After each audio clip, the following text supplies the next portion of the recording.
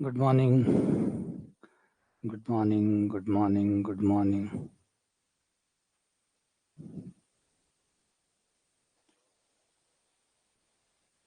Good morning. Good morning. Good morning.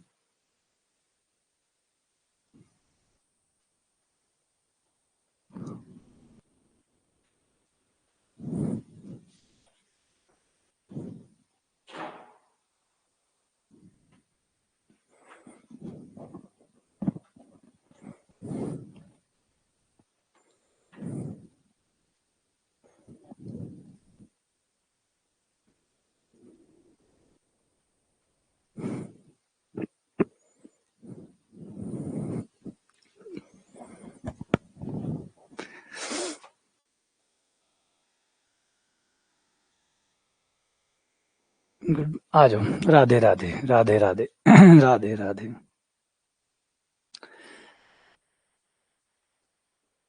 Question number 61 आ जाओ। 60 तक हो चुके हैं, 60 से आगे बढ़ते हैं। Question number 61। अब क्वेश्चन कह रहा है कि अल्फा और बीटा दो अलग अलग कॉम्प्लेक्स नंबर है, दोनों ही अलग अलग है, अल्फा अलग है, बीटा अलग है। दो अलग अलग डिफरेंट कॉम्प्लेक्स नंबर इस तरीके से हैं कि बीटा का मोड 1 के बराबर है। सवाल बहुत सुंदर है, बहुत मजा आएगा। ये जितने भी सवाल अब आगे मिलेंगे आपको बड़े ही कमाल के सवाल मिलेंगे, सारे के सारे शानदार सवाल है।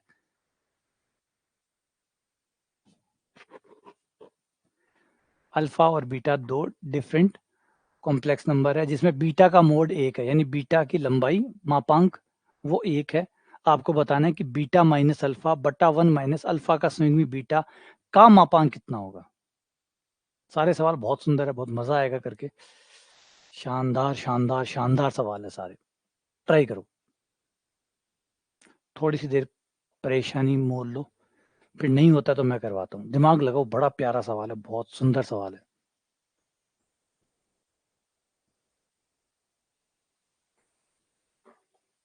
शाबाश शाबाश शाबाश शाबाश शाबाश सरस्वती, शाबाश सरस्वती, शाबाश अनिल। हाँ, अपना जौहर दिखाइए, अपनी कलाकारी दिखाइए। बड़ा प्यारा सवाल है, सिंपल सवाल है लेकिन ट्रिक है, थोड़ा ट्रिकी है ना। सवाल बहुत सिंपल है, कुछ भी करते ही आपको समझ में भी आ जाएगा कि अरे यार ये तो था ही नहीं कुछ ऐसा। शाबाश मनीष, शाबाश रामा अवतार।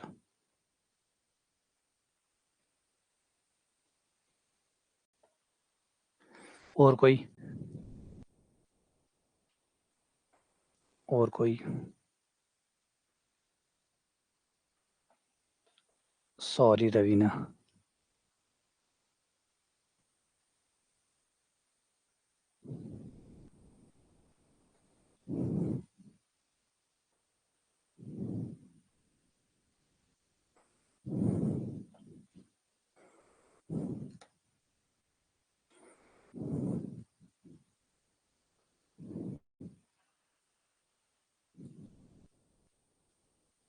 शाबाश जितेश, चलो बढ़िया। अब आ जाओ फिर, बाकी लोग मेरे साथ आ जाओ। देखो, दोनों तरफ वर्क करने पर, दोनों तरफ वर्क करने पर, ठीक है, वर्क करने से मोड आप हटा सकते हैं, क्योंकि मोड का वर्ग बराबर होता है वो कॉम्प्लेक्स नंबर और उस कॉम्प्लेक्स नंबर का संयुग्मी, वो कॉम्प्लेक्स नंबर और उस कॉम्प्लेक्स नंबर का संयुग्मी। ये आ जाएगा। यहाँ से मैं बीटा का मान निकाल सकता हूँ। बीटा का मान हो जाएगा 1 बटा बीटा का संयुग्मी, 1 बटा बीटा का संयुग्मी। ये मान मैं यहाँ पे बीटा की जगह रख दूंगा, ये मान मैं यहाँ पे बीटा की जगह पुट कर दूंगा। लेकिन वो भी बड़ी समझदारी से, इस वाले बीटा की जगह नहीं, इसको तो छोड़ दूंगा, केवल इस वाले बीटा की जगह रखूंगा, सिर्फ इसके लिए, है ना, क्योंकि हमारी प्लानिंग है ये।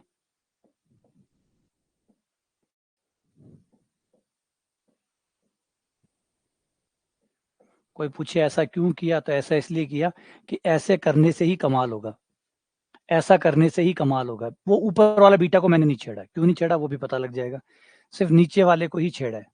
लघुत्तम ले लो, लघुत्तम लेने पर ही आ जाएगा बीटा माइनस अल्फा, ऊपर है ही, नीचे आ जाएगा बीटा का संयुग्मी माइनस अल्फा का संयुग्मी बटा बीटा का संयुग्मी। आ जाएगा, ये पलट जाएगा, बीटा का संयुग्मी ऊपर, ऊपर है बीटा माइनस अल्फा, नीचे है बीटा का संयुग्मी माइनस अल्फा का संयुग्मी। आप इन्हें अलग अलग कर सकते हैं क्योंकि गुणा में है या भाग में, गुणा और भाग में आप अलग अलग कर सकते हैं, ये अलग, ये अलग और ये अलग, क्योंकि जब गुणा और भाग में होता है तो संयुग्मी गुणा और भाग में होता है तो मापांक अलग अलग हो सकता है, अलग अलग हो गया। अब हमें संयुग्मी के बारे में एक बात पड़ी हुई है कि ये है कि दो संख्याओं को घटाकर संयुग्मी लो या संयुग्मी लेकर घटाओ, एक ही बात है। तो मैं इसको बीटा माइनस अल्फा का संयुग्मी करके, ये बीटा का संयुग्मी माइनस अल्फा का संयुग्मी है, मैंने इसको एक साथ कर दिया बीटा माइनस अल्फा का एक साथ संयुग्मी। ये तो हमारा नियम है, नियम कहता है कि Z1 का संयुग्मी प्लस Z2 का संयुग्मी बराबर होता है Z1 प्लस Z2 का पूरे का संयुग्मी। ठीक है, ये आपका बीटा का संयुग्मी हो गया, ये बीटा माइनस अल्फा हो गया। अच्छा संयुग्मी ये बराबर है, ये कट कर दो। ये कट कैसे हो गया? ये कट इसलिए हो गया कि मेरा एक नियम ये भी कहता है कि Z का मापांक और Z के संयुग्मी का मापांक एक ही होता है। ये कट गया, यहाँ फिर से मैंने वही नियम लगा दिया, बीटा का मापांक बीटा के संयुग्मी का मापांक एक बराबर ही है और बीटा का मापांक तो एक के बराबर है, तो ये एक आ गया, तो आंसर आ गया एक। तो बहुत ही प्यारा और बहुत ही सुंदर सवाल था, कितना कमाल का सवाल था ये, वैल्यू को पुट करना। मतलब ये ऐसे सवाल जो होते हैं ना, इनकी अलग जगह है, ये ऐसे सवालों की ये, लेकिन ये ऐसे सवाल मिलते कम है। दिक्कत ये है कि ऐसे सवाल बहुत मुश्किल से मिलते हैं, लेकिन ये वो सवाल है जिसके लिए आप अगर 1 घंटा भी खर्च करते हैं ना तो बेकार नहीं जाता। ऐसे सवालों को करने में अगर आप 1 घंटा भी लगाते हैं, 1 घंटे में आपको ये सवाल हुआ तो भी आपको फायदा ही मिलेगा, क्योंकि ऐसी चीजें हैं इसके पास, ऐसी चीजें सिखा रहा है आपको। हर लाइन आपको कुछ ना कुछ एक एक्स्ट्रा चीज दे रही है, हर लाइन आपको कुछ ना, वो जो सिंपल वाले सवाल होते हैं, मान रखा उत्तर आ गया, वो इतना बेनिफिट नहीं पहुंचाते हैं। आपको लगता होगा, आपको खुशी होती है कि भाई मेरे से सवाल हो गया है, लेकिन होने के बावजूद भी उसमें वो चीज नहीं मिली आपको, वो चीज नहीं मिली जो इनसे मिलती है। इसके न होने के बावजूद भी आपको बहुत कुछ मिलता है और उसके होने के बावजूद भी इतना कुछ नहीं मिलता। तो ये देखो इसमें कितने ट्रिक्स लगी है, वो भी हमने इस बीटा की जगह कुछ नहीं रखा, इसको एज इट इज रखा, इसको चेंज किया, क्यों? क्योंकि रणनीति का हिस्सा था, रणनीति का हिस्सा था कि इस बार राहुल गांधी जो है वो रायबरेली से लड़ेंगे और अमेठी को खाली छोड़ेंगे। तो अमेठी खाली छोड़ दी, रायबरेली में चुनाव लड़ने चले गए, क्यों? क्योंकि रणनीति थी। रणनीति से आए, फिर यहाँ ऐसे खेल खेला, ये खेलते हुए यहाँ आए, फिर अलग अलग खेल खेला, फिर ये लगाया और फिर ये लगाया और फिर ये लगाया और फिर उत्तर निकाल दिया। ठीक है,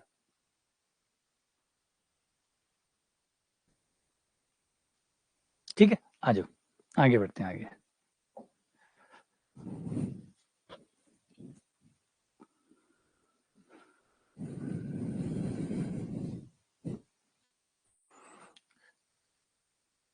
हाँ, नहीं मैं देखो, पहली बात है मैं जुगाड़ को परहेज करता हूँ, जुगाड़ से मैं परहेज करता हूँ, जुगाड़ से परहेज कि जुगाड़ जो है ना वो नशा है। एक बार पड़ जाता है ना दिमाग में, फिर दिमाग कभी भी व्यापक विधियों पे नहीं जाता, दिमाग कभी भी मेहनत नहीं करना चाहता। क्योंकि एक बात बताओ, जिसको जुगाड़ का खून लग गया, उसे कभी लगेगा कि वो मेहनत कर सकता है? कभी वो मेहनत कर पाएगा? सवाल ही नहीं उठता। अब ये सवाल था, अभी सवाल को करने का जुगाड़ है हमारे पास, नो डाउट। लेकिन अगर एक बार इसे समझो, बात को, ये इसको कहानी को समझो कि दिक्कत क्या है। अगर एक बार आप जुगाड़ी बन गए, है ना, जुगाड़ी और नशेड़ी ज्यादा फर्क नहीं होता दोनों में, क्योंकि वो नशा है। एक बार नशा करना सीख गए, कभी उम्मीद करते हैं, आपने बीएससी देखी, लोगों की बीएससी क्यों खराब हुई? बीएससी क्यों खराब हुई? बीएससी इसलिए खराब हुई कि उन्हें 5 साल का नशा चढ़ गया कि 5 साल के पेपर लगाओ, तुक्का लगाओ, निशाना लगाओ और वो क्वेश्चन पढ़ के चले जाओ, पेपर में आ जाते, पेपर में आते भी थे, पेपर में आते भी थे, बच्चों के नंबर बन जाते थे, बच्चा खुश। क्यों मेहनत करे? फिर वो 12 महीने मेहनत करता था? नहीं, वो लास्ट के 15 दिन या 1 महीना ही मेहनत करता था, वो 10-11 महीने मेहनत नहीं करता था। अगर सोचिए वो 10-11 महीने मेहनत करता और उसके नंबर 50% ही आते, और 15 दिन पढ़कर किसी बच्चे के 70 आए हैं, 70 वाला बेटर है या 50 वाला बेटर है? 1 साल पढ़कर जिसके 50 आए हैं और एक है जो लास्ट के 15 दिन या 1 महीना पढ़ के 70 लाया है, कौन सा बेटर है? शॉर्ट टर्म में तो 70 वाला बेटर है, लेकिन लॉन्ग टर्म में 50 वाला बेटर है। जब आपको आगे जाके समझ में आता है कंपटीशन में कि 50 वाला बाजी मार रहा है, 70 वाला फेल हो गया।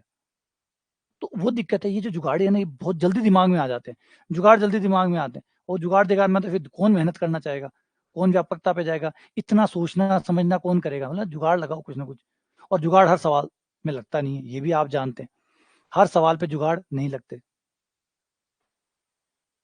तो बता रहा हूँ, वो आदतें बिगड़ जाती है फिर, है ना, आदतें खराब हो जाती है। जैसे भी सवाल है, एक साथ देखो भाई, डर भयंकर लागे मन डर लागे कि जुगाड़ू काम चल रहा है कोनी, जुगाड़ू के काम चल रहा है कोनी, जुगाड़ू काम कौन चल रहा है, लेकिन जुगाड़ की आदत यहाँ की एक बार सीख गयो आदमी तो वो मेहनत करना भूल जावे। जिका कने जुगाड़ लाग गयो बीसे मेहनत को नहीं हुए, चाहे बिन कत्तो भी कह दो फिर आप बीसे मेहनत को नहीं हुए, क्योंकि वो शरीर बदल चुक्यो, बिको दिमाग बदल चुक्यो, बिन वो नशो चढ़ चुक्यो। तो देखो फिर भी जैसे बीटा का मान हमने 1 रख दिया, क्योंकि ये तो यही कह रहे हैं ना कि बीटा वो है जिसका मापांक 1 है, बीटा वो है जिसका मापांक 1 है। तो बीटा मान लीजिए हमने 1 ही मान लिया, क्योंकि 1 का मापांक 1 हो जाएगा। तो यहाँ मैं बीटा की जगह 1 लिखूं,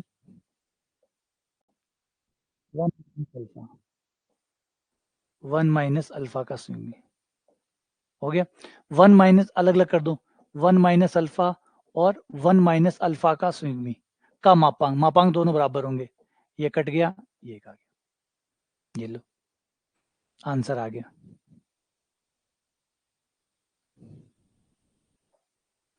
ये हो गया, अब आगे आंसर। अब बताओ ऐसे आंसर आने लग जाते हैं तो कौन इतनी माथापच्ची करेगा। और जो मैंने पहले हमेशा कहता हूं कि सवाल बना, ये सारी दया है सवाल बनाने वाले की, ये सारी दया है सवाल बनाने वाले की। सवाल बनाने वाले ने जुगाड़ अगर बंद कर दिए तो मैं क्यों, कुछ भी कर लो, और नहीं यकीन है इस बात को, नहीं मानते हो तो आईआईटी का पेपर उठा लो मेंस का और करके दिखा दो जुगाड़। आईआईटी का मेंस के पेपर आए पड़े हैं, पिछले 70 सालों से चल रही है, कोई भी पेपर उठा के देख लो, करके दिखाओ जुगाड़, उसमें आपको समझ में आ जाएगा कि मुश्किल से कोई 2-3 सवालों पे आप, या 4-5 सवाल ज्यादा से ज्यादा मिलेंगे जिसमें जुगाड़ काम करेगा, बाकी में आपको मेन तरीके से ही करना पड़ेगा। तो वो सदियों से वो चलती आ रही है। और अगर आईआईटी वाले जुगाड़ करने लग जाते तो इतनी कोचिंग नहीं खुलते, इतनी संस्थाएं नहीं खुलती, इतना कंपटीशन नहीं बनता, क्योंकि जुगाड़ से जब हो जाता तो वही समझो कि जुगाड़ सिर्फ गुरु कृपा है। जब तक पेपर बनाने वाले की कृपा है तब तक वो करेगा। जिस दिन पेपर बनाने वाले ने अपना हाथ हटाया और मामला बिगड़ा, जैसे इस बार हुआ था 2022 में, क्या हुआ था, जुगाड़ फुस, कट ऑफ 40 से नीचे। इस बार 2022 में क्या हुआ था, यही हुआ था, जुगाड़ खत्म, जुगाड़ खत्म और फुस, सीटें खाली पड़ी है।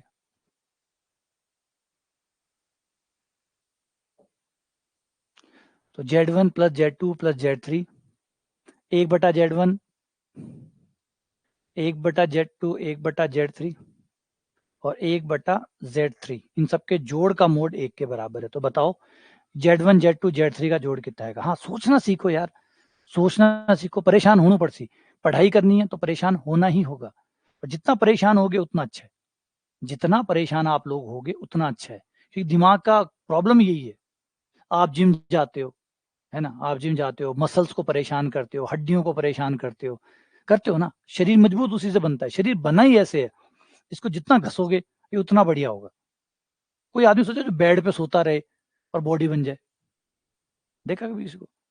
कोई स्वस्थ इसलिए कि वो सोता खूब है, खूब रेस्ट करता है तो वो स्वस्थ हो गया, नहीं हो ना।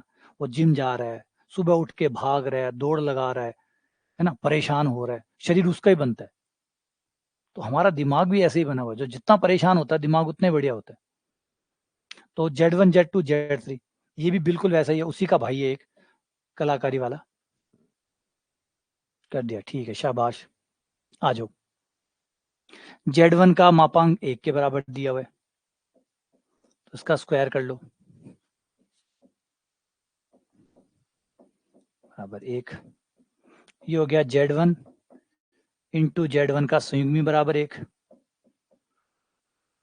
ठीक है, Z1 को वहां भेज दो, 1/Z1 की जगह आप Z1 का संयुग्मी लिख सकते हैं। ऐसे ही Z2 की जगह 1/Z2 की जगह Z2 का संयुग्मी। बस आ जाओ, हो गया काम। यहाँ ले आओ, 1/Z1, 1/Z1 की जगह Z1 का संयुग्मी प्लस 1/Z2, 1/Z2 की जगह Z2 का संयुग्मी प्लस 1/Z3, Z3 का संयुग्मी। हो गया, सब पे अलग अलग संयुग्मी है, सब पे एक साथ कर सकते हैं। सब पे एक साथ करने पर Z1 plus Z2 plus Z3 एक साथ कर लिया। संयुग्मी लेकर मोड लो या मोड सीधा ले लो, वो बराबर ही होता है, ये बराबर ही हो गया। बराबर में कितना चल रहा था, 1, तो कितना आया 1। Z1 plus Z2 plus Z3 का मापांक कितना हुआ, 1 के बराबर। बैलेंस है ना, कितने अच्छे से आपने इस्तेमाल किया, दिए गए आंकड़ों का इस्तेमाल कितना सुंदर तरीके से आपने किया। देखा आपने किस तरीके से Z1 Z2 Z3 जो आपको दिया गया था उसका प्रॉपर वे में यूज करना, यही तो कलाकारी है, खेल तो इसी का ही है। 1/Z, Z का कॉन्जुगेट होता है ना, ना, ये तब होता है जब मापांक 1 होता है। जब मापांक 1 होता है तो ऐसा होता है, क्योंकि Z के संयुग्मी का स्क्वायर बराबर होता है Z इंटू Z का संयुग्मी। हाँ, अगर इसका मापांक 1 हो गया, अगर ये 1 हो गया, अगर Z का मापांक 1 है, Z का मापांक 1 है, इसका मतलब Z के मापांक का स्क्वायर भी 1 के बराबर ही होगा, फिर वो भी 1 हो गया, वो 1 हो गया, तो Z इंटू Z का संयुग्मी बराबर 1। उस केस में आपका ये रिले काम करता है कि Z बराबर 1/Z का संयुग्मी या Z का संयुग्मी बराबर 1/Z। ये उस केस में, हमेशा नहीं है ये, ठीक है। अगला सवाल,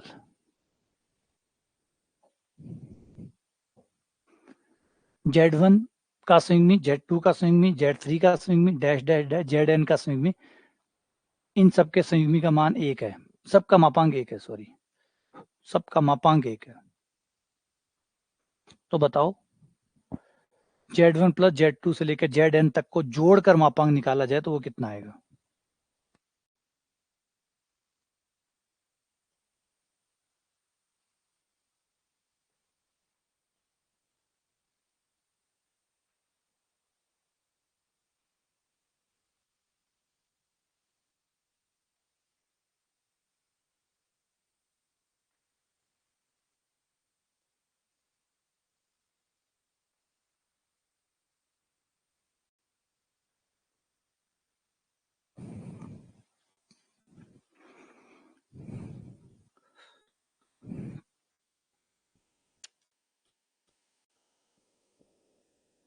ये वैसा ही है, वैसा ही है, यहां से ले लें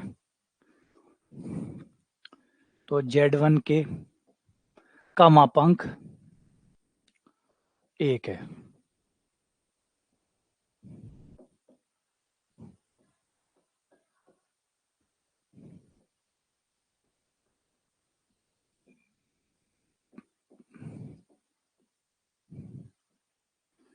Z1 बराबर हो गया 1/Z1 का संयुग्मी।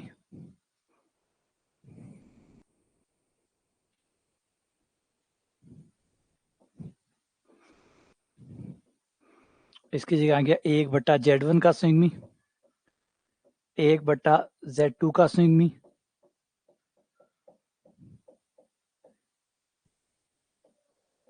Zn का संयुग्मी। ठीक है, सबका संयुग्मी एक साथ लेकर भी जोड़ सकते हैं।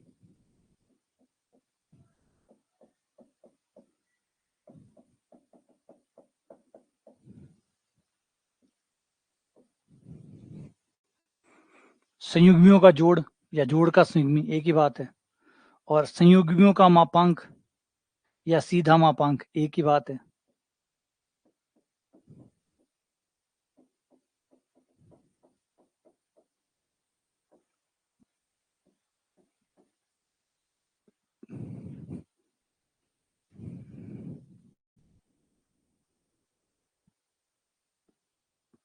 ठीक है,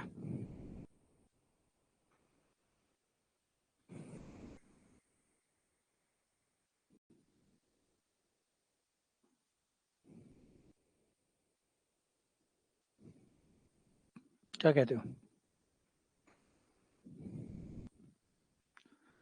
ठीक है, आगे अगला, गजब और शानदार। Z और W दो कॉम्प्लेक्स नंबर है और इस प्रकार से है कि Z का मापांक 1 से छोटा है या बराबर है, W का मापांक भी 1 से छोटा या बराबर है, और ये वाली बात बताई गई है। तो बताओ Z जो है वो किसके इक्वल होगा। z किसके इक्वल होगा?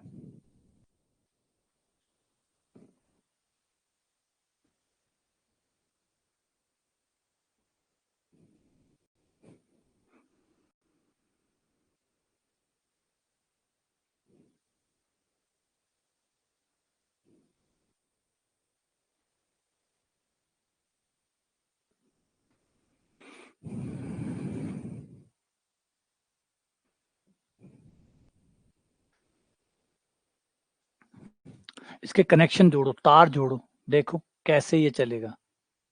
मुश्किल है, सवाल मुश्किल है, कोई दो राय नहीं है, लेकिन मुश्किल है तभी तो मजा आएगा।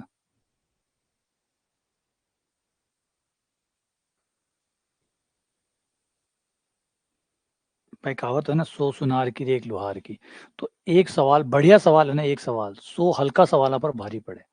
एक बढ़िया सवाल, मतलब कॉन्फिडेंस भी अलग हुआ भी नहीं करना से, और भी मुझे सीखने मिले, वो 100 सवालों में भी कौन मिले। सिंपल सिंपल है, जेड को मापांक निकाल दो और कोणांक निकाल दो और जोड़ दो, और ये कोई सवाल है? यानी गिन लो, भली गिनती बढ़ा लो कि हाँ भाई 100 कर लिया, आगे खाली गिनती बढ़ सकेगी 100 कर लिया, लेकिन होना जानी कुछ भी को नहीं।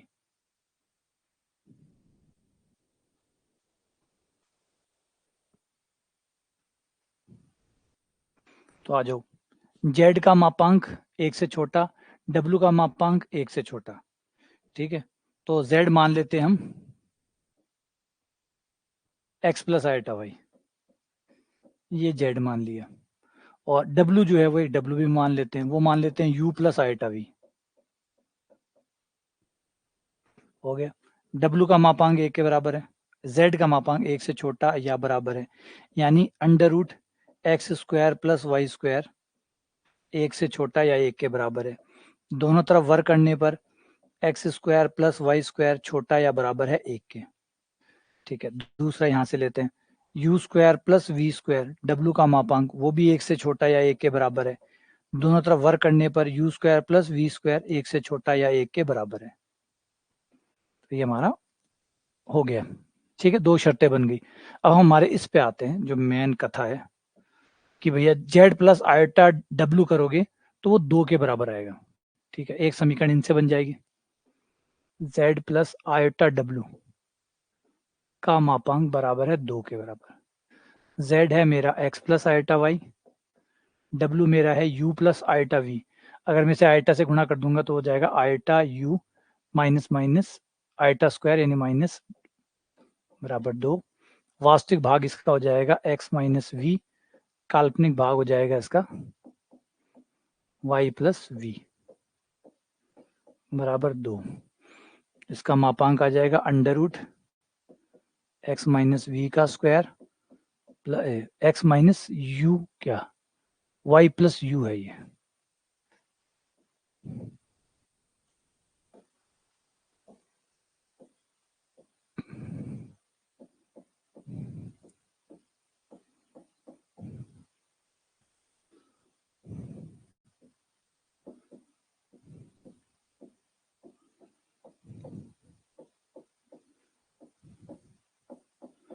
चार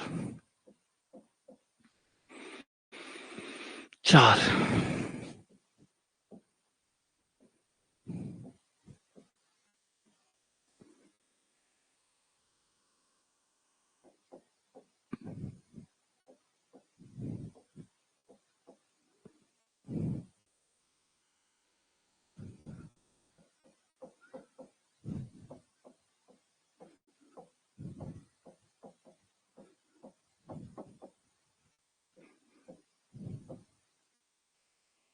iota square plus x plus v plus iota y minus you.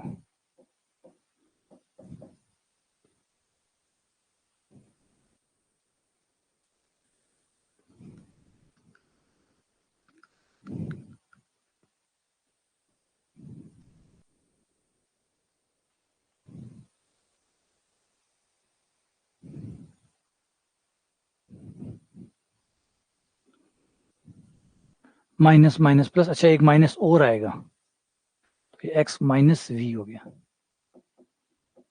अब ठीक है, सही है। एक बार दोबारा देख लेते हैं कि जब मैं आइटा से गुणा करूंगा तो ये माइनस माइनस प्लस हो जाएगा, आइटा स्क्वायर भी हो जाएगा, और आइटा स्क्वायर माइनस एक आ जाएगा तो माइनस भी हो जाएगा। अब एकदम सही है, ठीक है। इसका मापांक आ जाएगा x माइनस वी का square plus y minus you का स्क्वायर बराबर 2, वर्क करने पर x माइनस वी का स्क्वायर,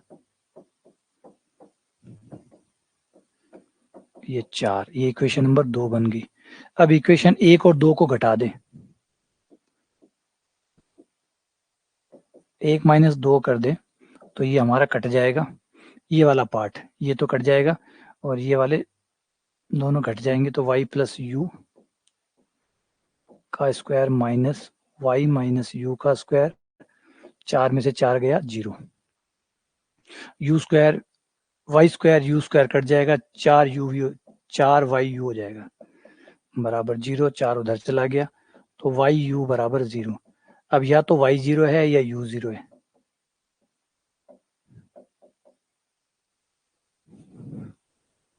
y या u में से कोई ना कोई बंदा एक 0 है। और y मान लीजिए y 0 लेते हैं, तो y 0 लेने पर इस समीकरण से हमें क्या मिलेगा, y 0 लेने पर x स्क्वायर छोटा या बराबर होगा 1 के, ठीक है।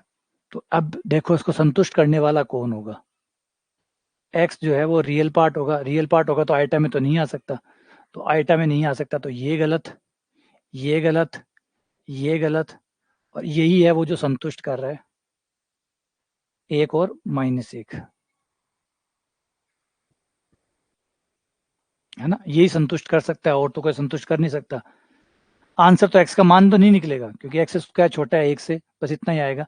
तो देख लो 4 में से कौन सा ऑप्शन है जो उसको सेटिस्फाई करता है। x रियल नंबर है, x आइटा में हो नहीं सकता क्योंकि हमने z को माना है ना, z बराबर x प्लस आइटा y माना है, तो z कॉम्प्लेक्स नंबर है, उसको x प्लस आइटा y माना है, इसका मतलब x और y दोनों रियल नंबर है, दोनों रियल नंबर है, इसका मतलब ये आइटम तो हो नहीं सकते, तो x और y तो आइटम में हो नहीं सकता, तो x और जो है y 0 हो ही गया, x जो है वो प्लस और -1 या उससे कोई और हो सकता है, लेकिन बाय ऑप्शन सी ही सही है, क्योंकि बाय ऑप्शन में इसमें आइटा दिखा रहा है, x आइटा कभी नहीं हो सकता, y x आइटा नहीं हो सकता, तो ये कट गए, सी बच गया।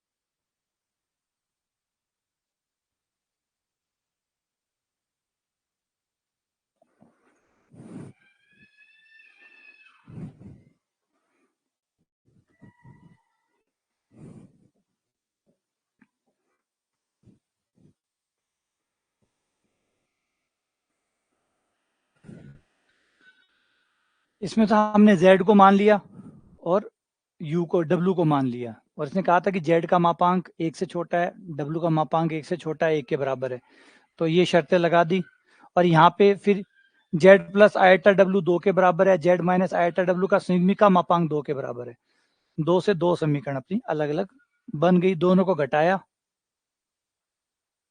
एक गलत इसलिए होगा आइटा है ना, आइटा, इसका मतलब ये कह रहा है कि x का मान आइटा होगा, x का मान आइटा कैसे हो सकता है, जब आप z लेते हैं तो इसका मतलब आप कॉम्प्लेक्स नंबर मान रहे हैं, और कॉम्प्लेक्स नंबर मान रहे हैं इसका मतलब आप शपथ ले रहे हैं कि x एक रियल नंबर होगा, y एक रियल नंबर होगा, तो जब x और y रियल नंबर है तो x आइटा में कैसे हो सकता है, x आइटा में कैसे हो सकता है, आप क्या बोलते हैं, आप z कॉम्प्लेक्स नंबर की क्या परिभाषा होती है, कॉम्प्लेक्स नंबर आप बोलते हैं a प्लस आइटा b को कॉम्प्लेक्स नंबर कहते हैं, a प्लस आइटा b को कॉम्प्लेक्स कहते हैं, इसका मतलब a और b वहां कौन होते हैं, ए और बी वहां रियल होते हैं, बस आइटा है बस वही काल्पनिक है, ए और बी तो वहां रियल होते हैं ना, ए और बी तो वो रियल होते हैं, वो थोड़ी कॉम्प्लेक्स हो सकते हैं, अब कॉम्प्लेक्स के अंदर कॉम्प्लेक्स थोड़ी हो सकते हैं कि जेड बराबर ए प्लस आइटा बी, ए जो है वो भी कॉम्प्लेक्स नंबर है, वो तो नहीं हो सकता ना, वो तो अब रियल नंबर होंगे, तो z बराबर x प्लस आइटा y मान रहे हो, इसका मतलब x और y रियल नंबर है, तो x और y में से कोई भी आइटा नहीं हो सकता।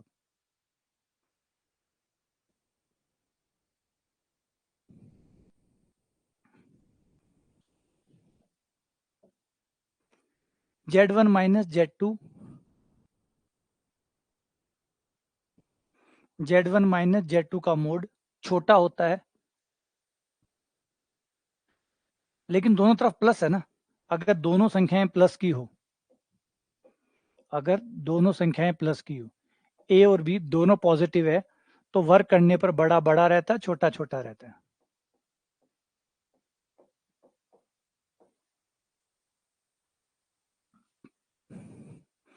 बिल्कुल असमीकाओं के जो नियम है, नियम तो आप किसी के भी नहीं तोड़ सकते सवाल के दौरान जो भी आप लगा रहे हैं, क्योंकि ये नहीं कि कॉम्प्लेक्स पढ़ रहे हैं तो आप वो वाले नियम तोड़ देंगे।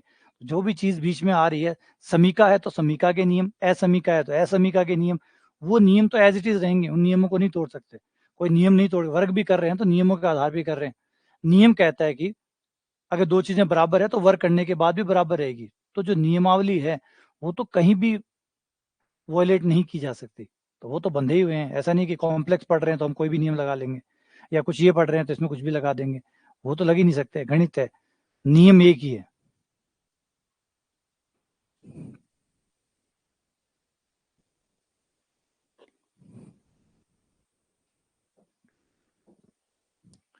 ये हमारा कहता है कि z1 माइनस z2, दो नंबरों को घटाकर उनका मापांक लिया जाए, या अलग अलग मापांक लेकर अगर उन्हें घटाया जाए, तो इस तरीके से आपको जो मिलेगा वो छोटा आएगा या बराबर आएगा। छोटा आएगा या बराबर आएगा।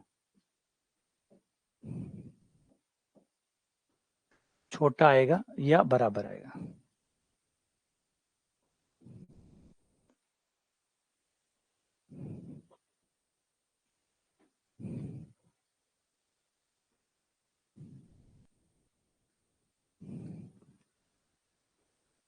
अब यहाँ पे डी भी सही हो गया, डी भी सही हो रहा है।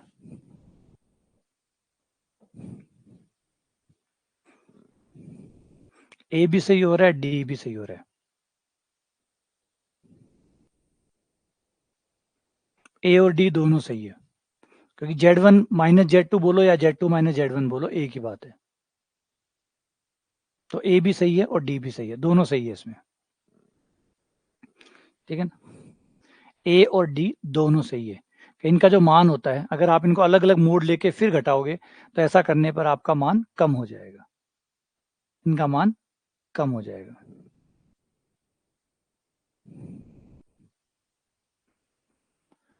जेड कोई कॉम्प्लेक्स नंबर है, उस कॉम्प्लेक्स नंबर के मापांक का अधिकतम मान बताओ। जो मापांक है जेड का मान नहीं बताना, जेड के मापांक का अधिकतम मान बताना है। जेड का जो मापांक है, एक सवाल बताओ, एक क्वेश्चन इसमें बीच में आ गया, वो ऐड कर लेते हैं। क्या जेड का मैक्सिमम या मिनिमम हो सकता है? जेड मैक्सिमम और मिनिमम हो सकता है? जेड मैक्सिमम और मिनिमम, अधिकतम या न्यूनतम हो सकता है? क्या जेड अधिकतम या न्यूनतम हो सकता है? जेड अधिकतम या न्यूनतम हो सकता है? क्यों नहीं हो सकता? जेड अधिकतम न्यूनतम क्यों नहीं हो सकता?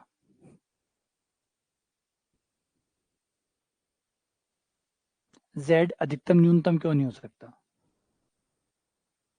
कॉम्प्लेक्स नंबरों में, रियल नंबरों में अधिकतम न्यूनतम होता है, कॉम्प्लेक्स नंबरों में अधिकतम न्यूनतम क्यों नहीं होता?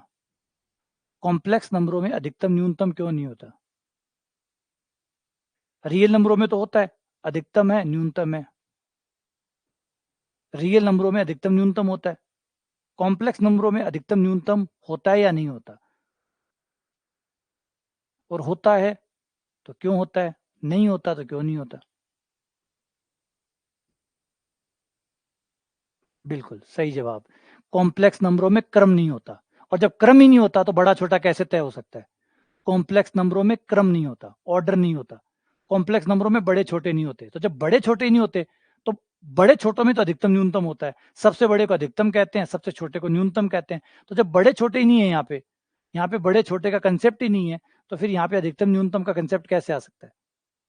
अधिकतम न्यूनतम बड़े छोटे का ही एक और रूप है, यही तो होता है। अधिकतम क्या होता है? सबसे बड़ा। इसका मतलब जब बड़ा ही नहीं है तो फिर सबसे बड़ा कहां से आ जाएगा? बड़ा ही नहीं है तो सबसे बड़ा कहां से आ जाएगा? छोटा ही नहीं है तो सबसे छोटा कहां से आ जाएगा? तो न्यूनतम क्या है? सबसे छोटा, मतलब छोटों में सबसे छोटा। अधिकतम क्या है? बड़ों में सबसे बड़ा। तो जब बड़ा छोटा कंसेप्ट होता ही नहीं है कॉम्प्लेक्स नंबरों में, जब कॉम्प्लेक्स नंबरों में छोटा बड़ा होता ही नहीं है, तो फिर बड़ा छोटा ही नहीं होता तो अधिकतम न्यूनतम भी नहीं होगा, क्योंकि अधिकतम न्यूनतम का मतलब यही है, सबसे बड़ा सबसे छोटा। तो सबसे बड़ा छोटा इनमें नहीं होता। तो कॉम्प्लेक्स नंबरों में कभी भी आप नहीं बोलते कि जेड का अधिकतम मान, जेड का न्यूनतम मान, क्योंकि उस समय कोई न्यूनतम अधिकतम का मायना होता ही नहीं है। तो पहली बात तो ये होगी। अच्छा, लेकिन अगर इसका मोड ले लिया जाए तो अब मैक्सिमम मिनिमम होगा या नहीं होगा? अब अधिकतम या न्यूनतम होगा नहीं होगा मोड लेने के बाद? इस केस में तो नहीं था। मोड लेने के बाद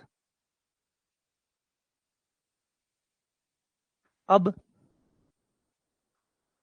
मोड जेड का अधिकतम न्यूनतम पूछू तो, जेड के मोड का अधिकतम न्यूनतम पूछू तो अब हो जाएगा। क्यों हो जाएगा? क्योंकि अब ये एक रियल नंबर बन गया है। मोड लेने के बाद में आपका आइटा वाइटा हट जाता है, एक रियल नंबर बन जाता है। और रियल नंबरों में बड़े छोटे होते हैं, तो मैक्सिमम मिनिमम भी होता है, अधिकतम न्यूनतम भी होता है। तो इसलिए ये फर्क है। इसलिए कॉम्प्लेक्स नंबरों में याद रखिएगा कि जेड अधिकतम न्यूनतम नहीं होता, जेड अधिकतम न्यूनतम हो ही नहीं सकता। मोड जेड, इसलिए यहां पढ़ोगे कि मैक्सिमम वैल्यू ऑफ जेड की नहीं पूछ रहा है, क्योंकि जेड की हो ही नहीं सकती, पूछ रहा है मोड जेड की। मोड जेड का अधिकतम मान क्या होगा? और मोड जेड एक रियल नंबर हो जाता है, इसका अधिकतम न्यूनतम हो सकता है ना? अब अधिकतम न्यूनतम हो सकता है। तो ये सवाल है।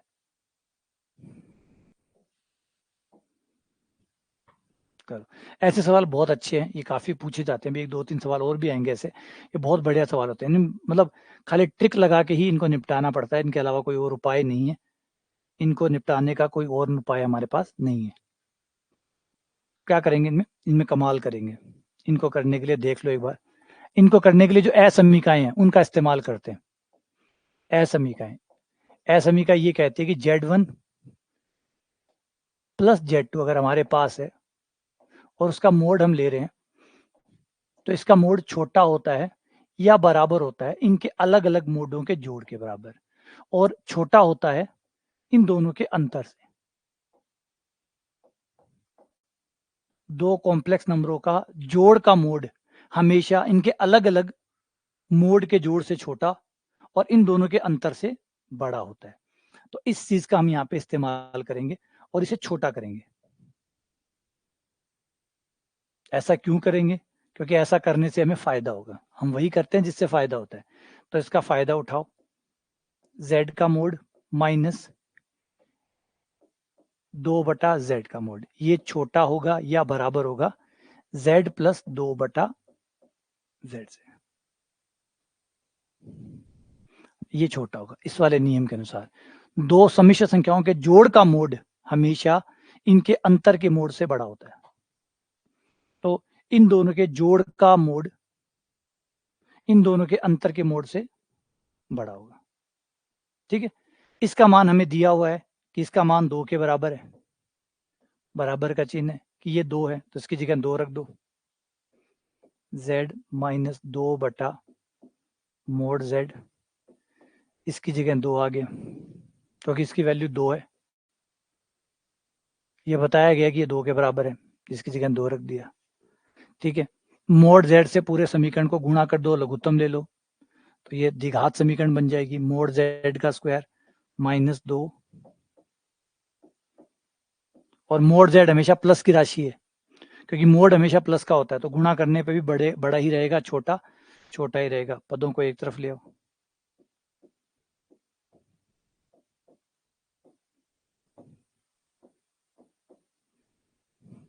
ये द्विघात समीकरण है।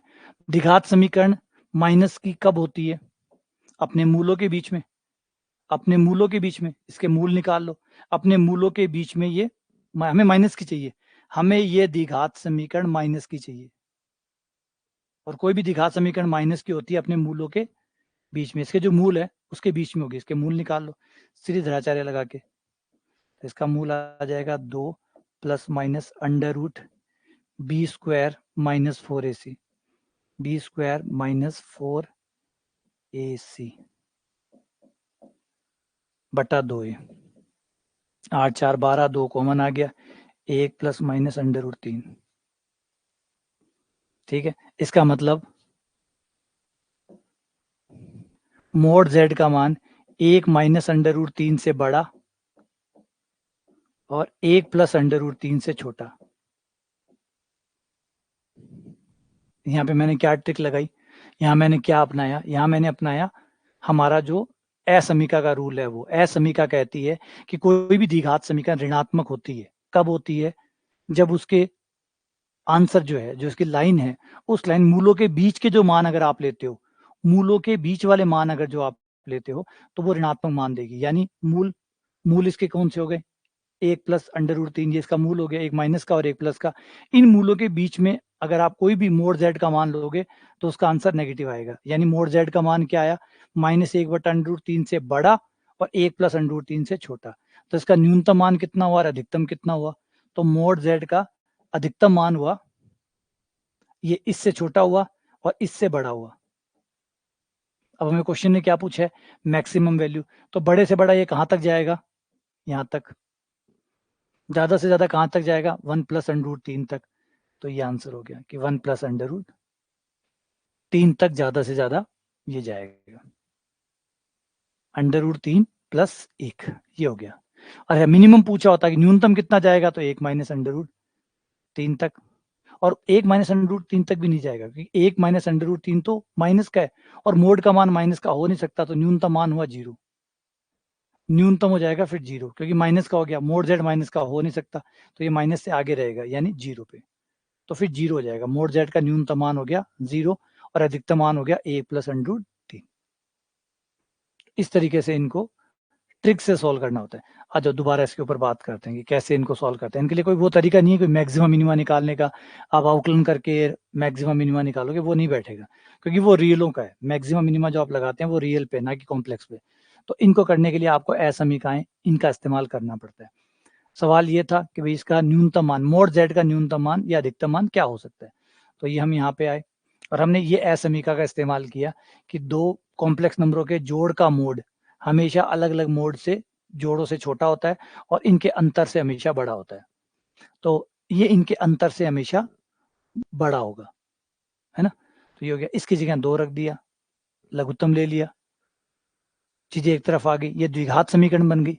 अगर इसे दिक्कत आ रही है तो इसे y के रूप में लिख लो ताकि परेशानी ना हो, या m के रूप में लिख लो, या k के रूप में लिख लो। ये द्विघात समीकरण बन गई। अब द्विघात समीकरण बन गई तो हमने पढ़ा हुआ है कि द्विघात समीकरण जो है वो ऋणात्मक कब होती है, क्योंकि यहाँ हमें माइनस का चाहिए, यहाँ हमें माइनस का चाहिए। और द्विघात समीकरण माइनस कब होती है? द्विघात समीकरण माइनस कब होती है? जब वो अपने मूलों के बीच में होती है। तो इसके मूल कौन है? 1 प्लस माइनस अंडर रूट 3। यानी और मूल किसके हैं? मोड z के तो है। द्विघात समीकरण किसकी है? मोड z की। तो मोड z का मान एक मूल से दूसरे मूल के बीच में आएगा, तो ये ऋणात्मक होगी। तो मोड z का मान -1 1 माइनस अंडर रूट 3 से लेकर 1 प्लस अंडर रूट 3 के बीच में होगा, तो ये ऋणात्मक होगी। मतलब ये शर्त पूरी हो जाएगी। तो फिर मोड z ज्यादा से ज्यादा कहां तक जा सकता है? यहाँ तक, यहाँ तक जा सकता है। इसका मतलब अधिकतम मान ये हो गया, इससे ऊपर जा नहीं सकता, ये लास्ट छोर हो गया, तो ये अधिकतम हो गया। तो मैक्सिमम मान हो गया 1 प्लस अंडर रूट 3। वो रियल नंबरों के लिए होता है। अवकलन जो होता है वो रियल के लिए होता है। यहाँ कॉम्प्लेक्सों के लिए अवकलन नहीं होता। कॉम्प्लेक्सों में आपको यही जुगाड़ करना पड़ता है, असमीकाओं वाला, इसी से निपटाना होता है।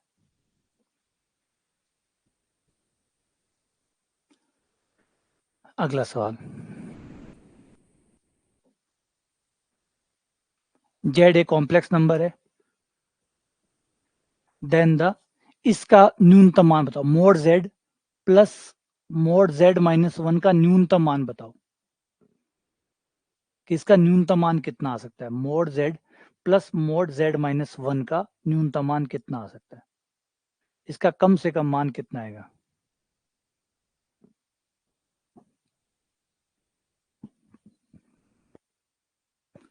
देखो, कॉम्प्लेक्स नंबर यूं ही कॉम्प्लेक्स नंबर नहीं है, ये सही में कॉम्प्लेक्स है। है ना। कॉम्प्लेक्स नंबर को यूं ही नहीं है कि यूं ही कॉम्प्लेक्स नंबर हो गए हैं।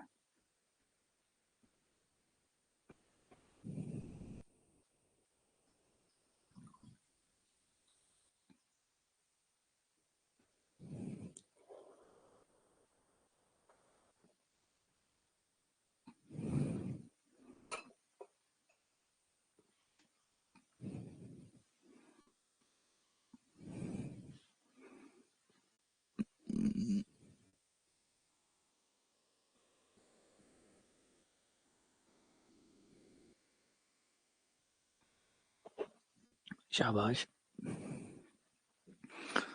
इसके लिए सिंपल सा रूल है, वही वाला जो भी हमने यूज किया था कि दो कॉम्प्लेक्स नंबरों को जोड़कर मोड लिया जाए या मोड लेकर जोड़ा जाए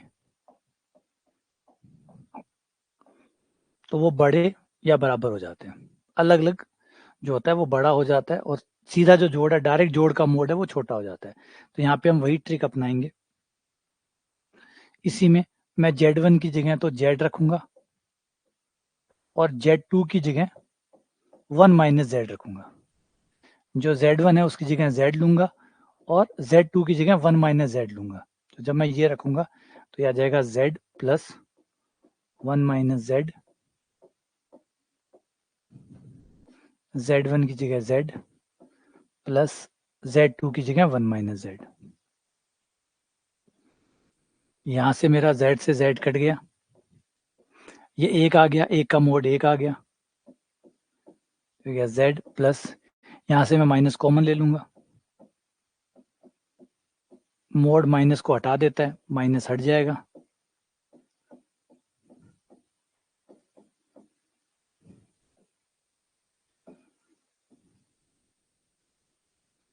ये लो, इसका मतलब है कि इसका मान हमेशा एक से बड़ा रहेगा, एक या एक से बड़ा आएगा। तो न्यूनतम मान कितना हुआ? एक। यानी अब ये एक से ऊपर ही जाएगा, तो न्यूनतम मान हो गया एक।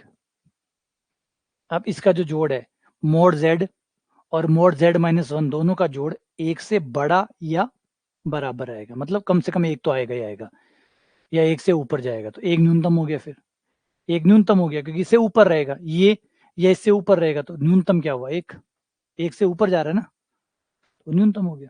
लेकिन ट्रिक देखो इसके, ये ट्रिक से करे जाते हैं तरीके से, मतलब वो एक तरह से यहाँ मानो एक कोई वो फॉर्मूला कुछ नहीं है कि आपने ये वाला लगा दिया, ये मैक्सिमम मिनिमम वाला निपटा दिया। यहाँ पे आपको अपने दिमाग का खेल खेलना पड़ता है कि क्या करूं, किस तरीके से इसको बदलूं कि मैक्सिमा या मिनिमा, जो मिनिमम मैक्सिमम पूछा गया वो निकल जाए।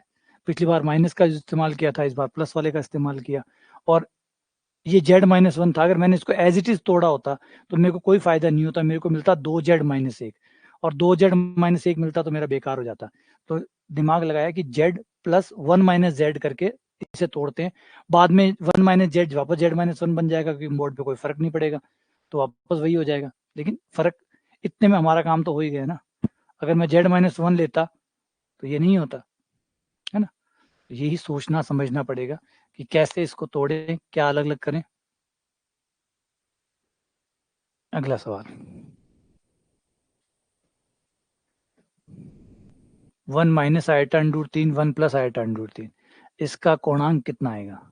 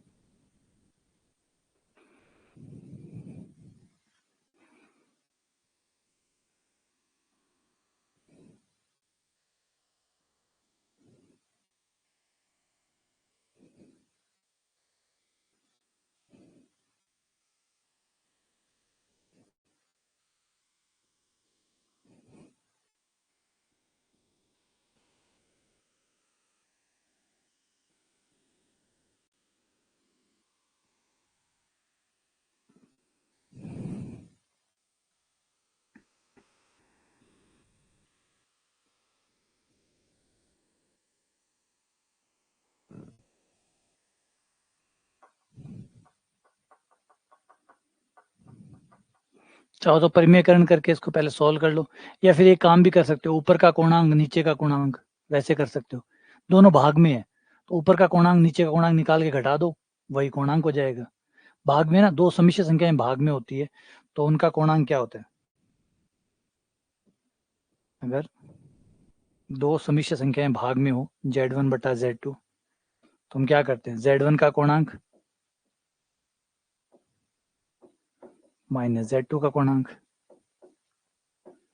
Z1 के कोणांक में से Z2 का कोणांक घटा दो तो ऊपर वाले का कोणांक कितना आ जाएगा। पहले ऊपर वाले को देख लो कौन से क्वाड्रेंट में। ऊपर वाला जो है वो है हमारा फोर्थ क्वाड्रेंट, ये फोर्थ है, ये फर्स्ट है, तो इसका कोण फोर्थ के हिसाब से लिखना है, इसका थर्ड के हिसाब से लिखना। तो इसका कोणांक हो जाएगा tan इनवर्स माइनस 3√3/1, ये 60 डिग्री हो गया, 60 डिग्री में π/3। लेकिन ये फोर्थ क्वाड्रेंट का है, फोर्थ क्वाड्रेंट का है तो इसका कोण माइनस π/3 होगा, -60 होगा। और नीचे वाले का कोणांक, ये फर्स्ट क्वाड्रेंट है तो इसका कोण प्लस का 60 होगा, जितना आएगा उतना ही होगा, तो ये प्लस का 60 हो गया। 60 माइनस का 120 डिग्री, जिसको माइनस में 120 कहते हैं, प्लस में 240 कहते हैं, ये 240 डिग्री। जैसे माइनस में 120 कहते हैं, प्लस में कितना होगा 240, क्योंकि माइनस और प्लस दोनों को मिला के जोड़ 360 आता है। होता तो पूरा चक्कर ही है ना, एक कोण इधर से आ रहा है तो दूसरा कोण उधर से आ रहा है, टोटल जोड़ तो प्लस 360 ही होगा, है ना। एक कोण आपका इधर से आ रहा है, ये माइनस वाला है, और एक कोण आपका इधर से आ रहा है, तो दोनों मिला के 360 हुए नहीं हुए। प्लस का कोण प्लस, है ना, थीटा प्लस का कोण प्लस मोड लगा दो ताकि माइनस का झंझट ना रहे, मिला के 360 डिग्री, वरना जुड़ने के बजाय घट जाएंगे। प्लस का कोण और माइनस का कोण बराबर 360 डिग्री। तो अगर माइनस का कोण पता है तो 360 में से उसको निकाल दो, वो आ जाएगा आपका प्लस का कोण। और या फिर परिमेयकरण पहले कर लो, परिमेयकरण करके इसको मानक रूप में लिख लो। नहीं ऐसा नहीं आएगा, ऐसा तो फिर सवाल ही गलत हो जाएगा। अगर आंसर में माइनस का 120 भी होता और प्लस का 240 भी होता तो सवाल गलत हो जाता, क्योंकि जो माइनस का 120 है वो प्लस का 240 भी है।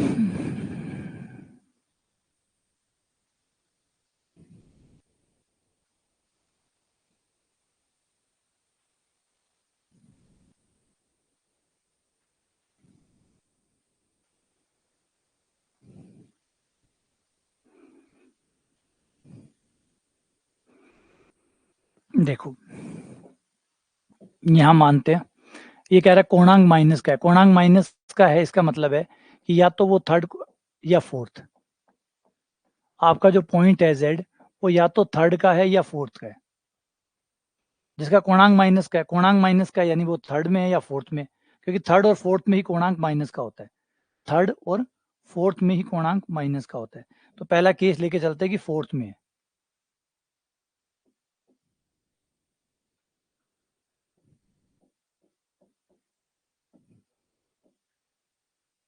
फोर्थ क्वाड्रेंट में लेके चलते हैं।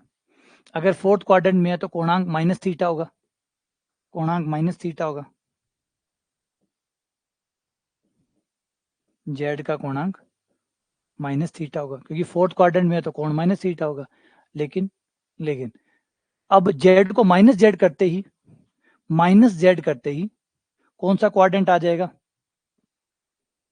फोर्थ क्वाड्रेंट में कोई भी नंबर है उसको अगर माइनस से गुणा कर दिया जाए तो माइनस से गुणा करते ही उसका जो एक्स पार्ट है, जो मतलब रियल पार्ट है, वो माइनस का हो जाएगा। अगर प्लस है तो माइनस हो जाएगा, माइनस है तो प्लस हो जाएगा।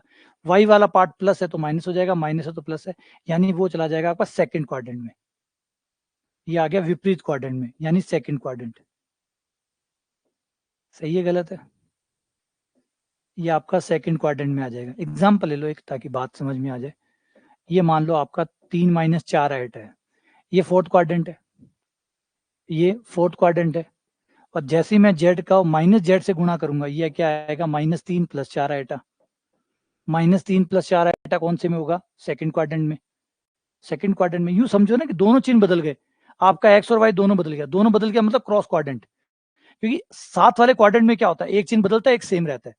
चारों क्वाड्रेंट को देखो, फर्स्ट और सेकंड में एक चिन्ह सेम है, एक चिन्ह बदला है। फर्स्ट क्वाड्रेंट में दोनों प्लस है, सेकंड क्वाड्रेंट में एक्स माइनस है, वाई प्लस है, वाई सेम है, एक्स चेंज हुआ है। लेकिन विपरीत क्वाड्रेंट में चिन्ह बदलते हैं। सिर्फ विपरीत क्वाड्रेंट में आपके दोनों चिन्ह बदलते हैं। दोनों चिन्ह बदल रहे हैं, इसका मतलब आपका क्वाड्रेंट स्वैप हो गया। फर्स्ट से थर्ड, सेकंड से फोर्थ, या फोर्थ से सेकंड, सेकंड से फोर्थ, फर्स्ट से थर्ड, थर्ड से फर्स्ट। ठीक है, तो ये आपका चला गया कौन से? सेकंड क्वाड्रेंट में। तो सेकंड क्वाड्रेंट का कोण कितना होगा फिर? अगर ये कोण थीटा है तो वो पाई माइनस थीटा होगा, वो पाई माइनस थीटा होगा। तो ये कोणांक तो थी फोर्थ क्वाड्रेंट में है और माइनस थीटा बना रहा है, माइनस थीटा बना रहा है, तो कोण कितना हुआ? थीटा, है ना? जो रफ कोण आया होगा वो थीटा आया होगा, तो रफ कोण थीटा आया होगा तो वो पाई माइनस थीटा। अब दोनों को जोड़ने के लिए बोल रहा है, तो जैसे ही दौड़ोगे, नहीं घटाने के लिए बोल रहा है, तो जैसे ही दोनों को घटाओगे,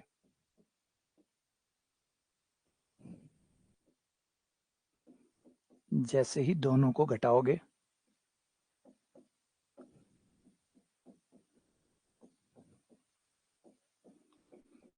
आंसर आ गया पाई। अब यही बात आप और क्वाड्रेंट में चेक कर सकते हैं। क्वाड्रेंट नंबर 3 और फर्स्ट, वो 3 में आ जाएगा, वो फर्स्ट में आ जाएगा। ठीक है, 3 और फर्स्ट को ले लेते हैं। केस 2,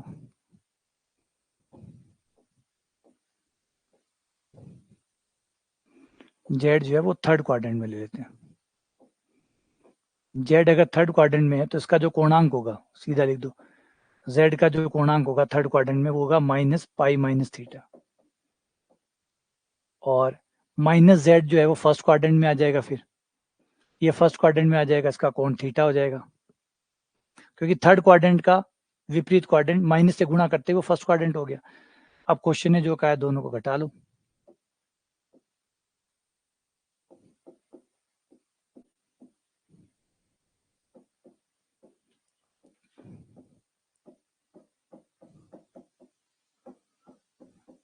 पाई, आंसर पाई हो गया। ठीक है ना? तो क्लियर है? तो सवाल दिखता सिंपल था लेकिन था कॉम्प्लिकेटेड, है ना? दिखने में सिंपल लग रहा था कि हाँ ऐसा है, लेकिन बहुत सोच समझने वाला क्वेश्चन था।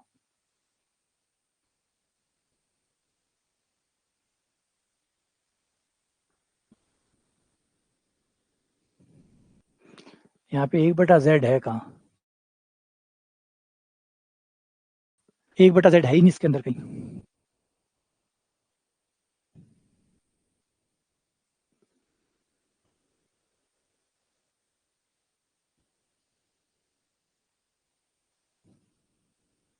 अच्छा, ये क्वेश्चन शीट में भी है। हो सकता है।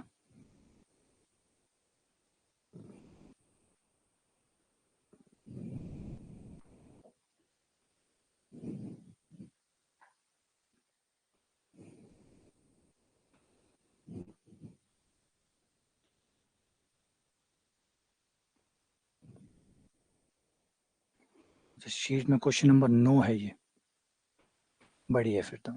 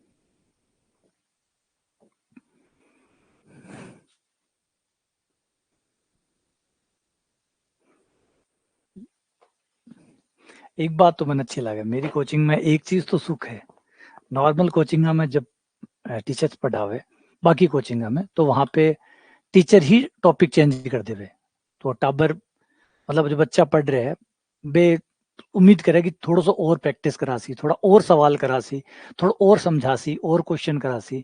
माली कोचिंग में उल्टा चल है, माली कोचिंग में टाबर आप पूछ बोल रहे सर नयो टॉपिक का चालू करशो, अब तो घनी प्रैक्टिस कर ली, अब नयो टॉपिक का चालू करशो। तो गौर करे दो में कितना डिफरेंस है, जी बड़ा डिफरेंस है, ये छोटा नहीं है, कितना बड़ा डिफरेंस है। मतलब बाकी कोचिंग में आप में से जो भी अदर किसी कोचिंग में कभी पढ़ा हुआ है तो उसने गौर किया होगा, वहां आप टॉपिक को समझते नहीं है, उससे पहले टॉपिक चेंज हो जाता है, आप उसका आधा पर्दा ही उसका समझ में आता है, इतने में टॉपिक चेंज हो जाता है। बोले अब कल से हम ये वाला टॉपिक पढ़ेंगे, कल से हम सदिश पढ़ेंगे, कल से हम एपीजीपी पढ़ेंगे, कल से हम ये पढ़ेंगे, आपको थोड़ा सा समझ में आने लगा, इतने भी टॉपिक चेंज हो गया। और महल लगा मायने ढकिए अठे उल्टो चल है, अरे थे पहले यहाँ जब सुधीर पूछने लगे सर टॉपिक कब खत्म होगा, ये टॉपिक पूरा कब होगा, है ना। और वही देखो नंबर सिस्टम चल रहा है, नंबर सिस्टम को शायद आज 12 दिन या 13 दिन हो जाएंगे, जीव तो ये है मरियो को नहीं, लेकिन 12-13 दिन बिया कंटिन्यू होते हुए 12-13 दिन हो जैसी, तो 12-13 दिन हो गए, बठे भी भाई सवाल पूछने लग गया कि सर नंबर सिस्टम कब पूरा होगा, नंबर सिस्टम कब पूरा होगा, क्योंकि 157 के आसपास हम वहां पहुंच गए, सर 150 के आसपास पहुंच गए क्वेश्चन पे, तो वहां पे ये चल रहा है सर वो कद खत्म कर शो, कब पूरा हो सी, कब नयो टॉपिक चालू हो सी, है ना। याद करो ये चीज बिल्कुल डिफरेंट है, अगर आप कहीं और देखें तो ये बिल्कुल अलग है, वहां पे टॉपिक चेंज हो जाता है, अगर सर थोड़ा 2-4 दिन और पढ़ा देता भी टॉपिक ने, 2-4 दिन और टॉपिक ने पढ़ा देता।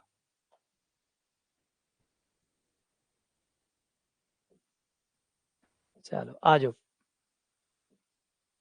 तो मोड को इधर ले आओ, Z1 माइनस मोड Z2, इसको यहां ले आए,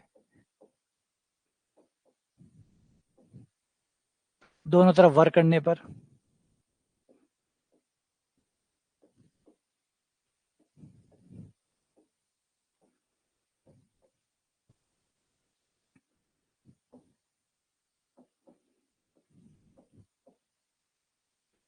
दोनों तरफ वर्क करने पर, अब यहाँ पे इस साइड तो आराम से खुल जाएगा, Z1 का स्क्वायर मोड Z2 का स्क्वायर माइनस 2 Z1 Z2।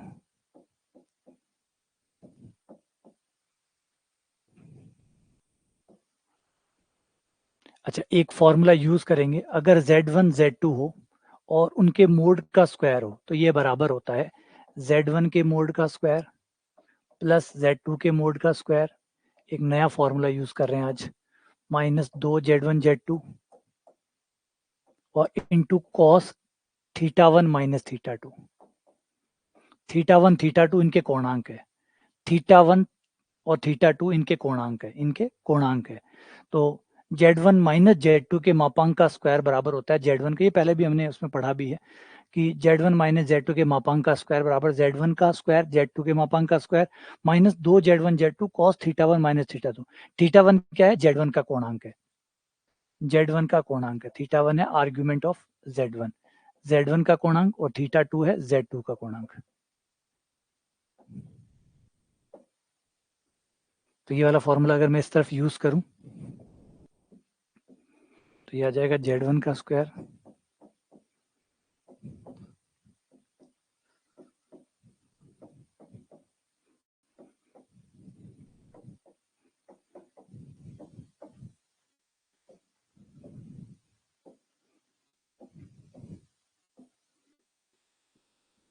दो Z1 Z2 ये भी तोड़ दो, ये एक बच जाएगा, कॉस का मान एक तब आता है जब इनका कोण 0 होता है, कोण 0 हो गया, थीटा 1 बराबर थीटा 2 हो गया, थीटा 1 जो है वो कोणांक ऑफ Z1 है और ये कोणांक ऑफ Z2 है, इनको एक तरफ कर लूं तो ये आ जाएगा argument of Z1 minus argument of Z2, ये दोनों माइनस में है तो भाग में आ जाएंगे, Z1 बट्टा Z2 का कोणांक 0, अगर Z1 बट्टा Z2 का कोणांक 0 है तो कोणांक 0 तब आता है जब कोई रियल नंबर होता है, कोणांक तभी 0 आता है, कोणांक किसका 0 होता है, रियल नंबरों का, अगर कोई कॉम्प्लेक्स नंबर पूरे तरीके से शुद्ध वास्तविक है तो उसका कोणांक कितना आएगा? 0 डिग्री। तो ये इसका मतलब एक रियल नंबर हुआ, Z1 बटा Z2 रियल नंबर हुआ। रियल नंबर हुआ तो इसका मतलब इसका इमेजनरी पार्ट 0 हुआ, तो इसका इमेजनरी पार्ट 0 है, क्योंकि ये एक रियल नंबर है, यह एक रियल नंबर है।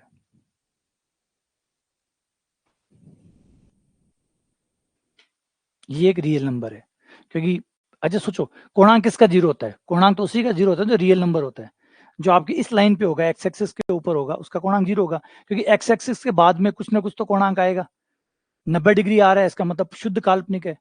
90 डिग्री आ रहा है मतलब शुद्ध काल्पनिक है, और 0 डिग्री आ रहा है इसका मतलब शुद्ध वास्तविक है। शुद्ध वास्तविक है मतलब केवल वास्तविक है, काल्पनिक भाग 0 है, तो इसका काल्पनिक भाग 0 है। तो Z1 बटा Z2 का काल्पनिक भाग 0 है। अब एक चीज दिक्कत पता है क्या है, मैं छोड़ दूं, लेकिन इतनी वैरायटी है ना सवालों में, इतनी ज्यादा वैरायटी है कि हमेशा ऐसे लगता है कि अधूरा रह गया, कुछ बाकी रह गया, कुछ बाकी रह गया। आपको भी फील होता होगा, लेकिन वही बात है, कहीं तो छोड़ना भी पड़ता है, कहीं छोड़ना भी पड़ता है, क्योंकि अब आप कॉम्प्लेक्स नंबर को उठाइए, कॉम्प्लेक्स नंबर में इतनी ज्यादा विविधता है, इतने टाइप के सवाल है।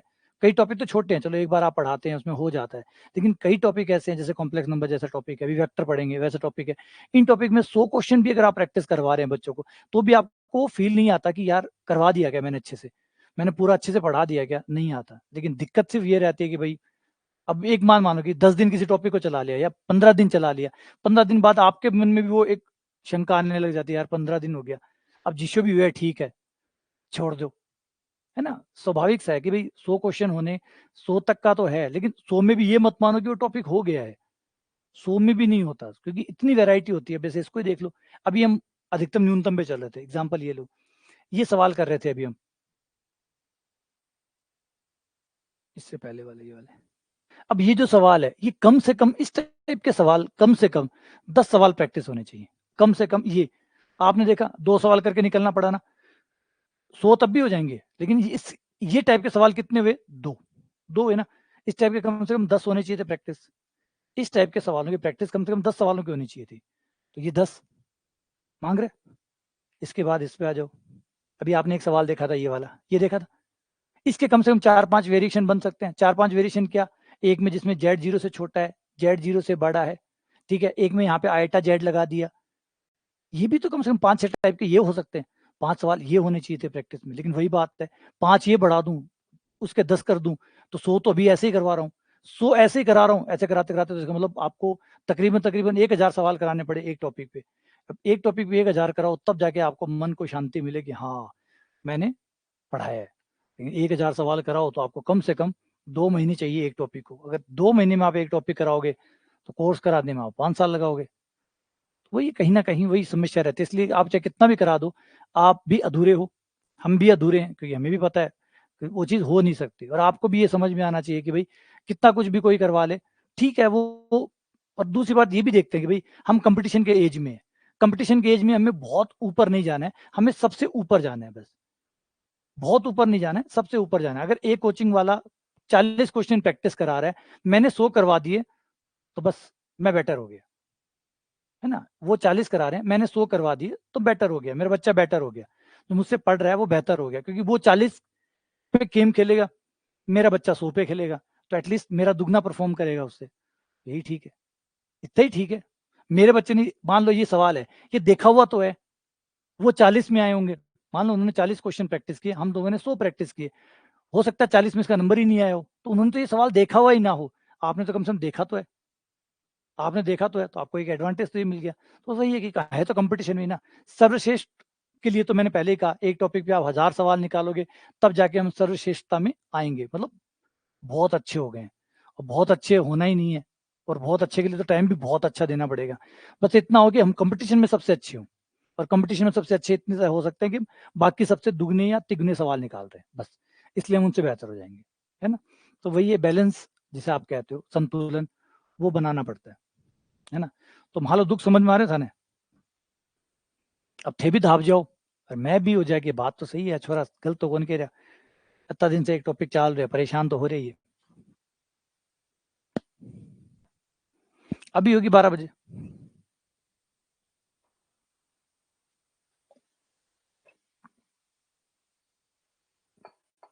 नहीं वही बता रहा हूँ ना, कि ये नहीं हो सकता, कि पॉसिबल ही नहीं है कि आप वो एक टॉपिक को पूरा करवा दें। बस हमारा टारगेट ये है कि मैं आपको बाकी लोगों से बेहतर करवा दूं। पूरा कभी नहीं हो सकता, हो ही नहीं सकता, क्योंकि टाइम फ्रेम में है हम, एक डेडलाइन में है, 8 महीने, 10 महीने, 12 महीने, मान लो 12 महीने की डेडलाइन में तो है। अब उस डेडलाइन में आप 100 क्वेश्चन, 100 भी मैक्सिमम बहुत है, यहाँ तो 20-20 में या 10-10 में टॉपिक पूरे हो जाते हैं। नॉर्मली 10-10 में टॉपिक पूरे हो जाते हैं, हम तो 100 पे चल रहे हैं। तो ऑलरेडी बस इतना ही है कि बाकी लोग जो भी कर रहे हैं हम उनसे बेहतर करें। कंपटीशन में तो यही मिलने ना, कंपटीशन में वो तो नहीं मिलने वाले जो बहुत सर्वश्रेष्ठ हैं। हमारा कंपटीशन इन्हीं लोगों के साथ है जो बाकी जगह पढ़ रहे हैं। बाकी लगे कितने पढ़ रहे हैं, 20 क्वेश्चन, 30, 40, हम 100 पढ़ रहे हैं। बस हम बेहतर करेंगे करेंगे।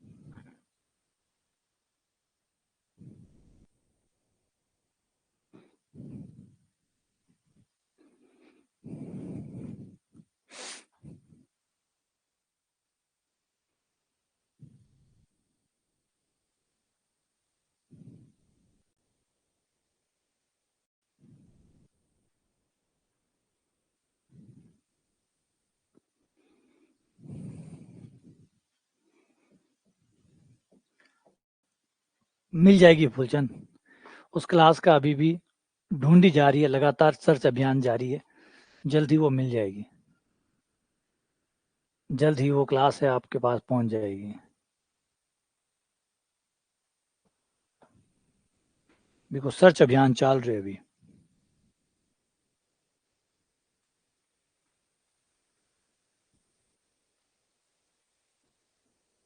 लेकिन वो क्लास लाइव क्लास में नहीं मिलेगी, वो क्लास वहाँ रिकॉर्डिंग क्लास है ना, वहाँ डाली जाएगी, क्योंकि वो वहाँ नहीं पहुँच सकती।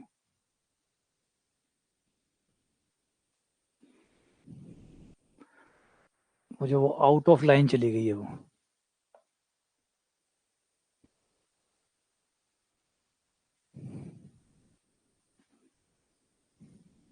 हाँ अभी खोज जारी, मिल जाएगी, क्लास नहीं जाएगी कहीं पे भी, है ना।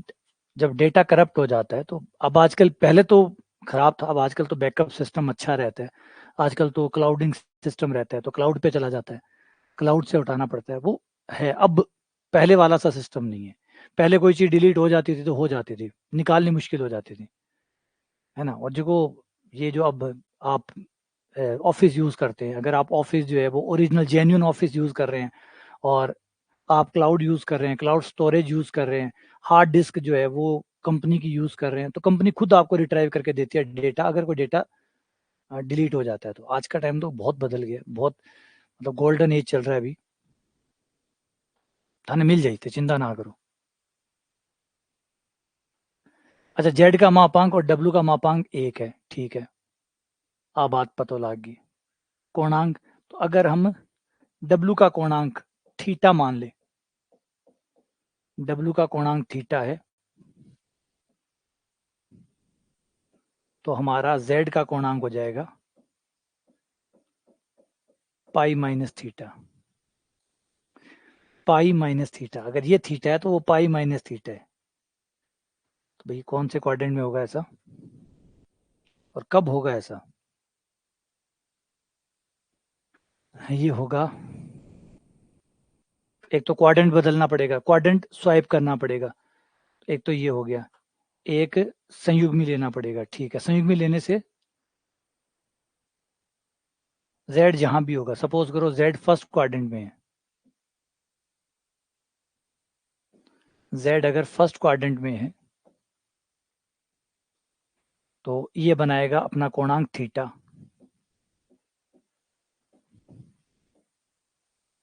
और ये चाहिए pi minus theta. Pi minus theta, यानी आपका W यहां होना चाहिए, तब ये कोणांक पाई माइनस थीटा होगा। अगर ये थीटा है तो पाई माइनस थीटा यहां होगा। तो ये आपके जस्ट अगले क्वाड्रेंट, अगर ये फर्स्ट क्वाड्रेंट में है तो ये सेकंड क्वाड्रेंट में होना चाहिए, ये फर्स्ट में है तो ये सेकंड में होना चाहिए। अब फर्स्ट और सेकंड में क्या डिफरेंस होता है? फर्स्ट में अगर ये x प्लस आइटा वाई है तो सेकंड में ये होता है minus X plus iota Y. अब minus X plus iota Y कैसे आए? एक तो इसका संयुग्मी करना होगा, एक तो जेड का संयुग्मी करना होगा। संयुग्मी करने से x माइनस आइटा वाई आ जाएगा, एक माइनस से गुणा करना होगा तभी आएगा। बोला हाँ, W बराबर आएगा माइनस जेड का संयुग्मी। जेड का संयुग्मी भी करना होगा और फिर माइनस से गुणा भी करना होगा। ऐसा करने पर वो साथ वाले क्वाड्रेंट में आ जाएगा। संयुग्मी करोगे, संयुग्मी करोगे, संयुग्मी करते तो इधर आता है, संयुग्मी करने से तो वो इधर आता है, संयुग्मी करके इधर आ गया, फिर माइनस से गुणा करने पर वो उधर चला गया, है ना। संयुग्मी करने से क्या हुआ? संयुग्मी करने से तो एंगल का डायरेक्शन बदल जाता है। मतलब पहले इस डायरेक्शन में था, पहले इस डायरेक्शन में था, तो जैसे संयुग्मी क्या, डायरेक्शन ये हो गया, मतलब वो यहाँ आ गया। अब यहाँ आ गया, यहाँ आने के बाद में फिर माइनस से गुणा किया, माइनस से गुणा करते विपरीत चतुर्थांश में चला जाएगा, मतलब यहाँ से यहाँ चला जाएगा, तो ये हो गया। तो इसका मतलब है कि Z और W, Z बराबर हुआ माइनस W के संयुग्मी को माइनस से गुणा करो, पहले संयुग्मी करो फिर माइनस से गुणा करो तो वो Z आएगा, या फिर W बराबर Z के संयुग्मी का माइनस, ये बराबर होगा। तो इसका आंसर हो गया बी, माइनस W का संयुग्मी। आज के सवाल बड़े खतरनाक थे, शानदार थे। चलो मिलते हैं आप लोगों से, अगली क्लास का टाइम हो गया है, बस पहुंचते हैं।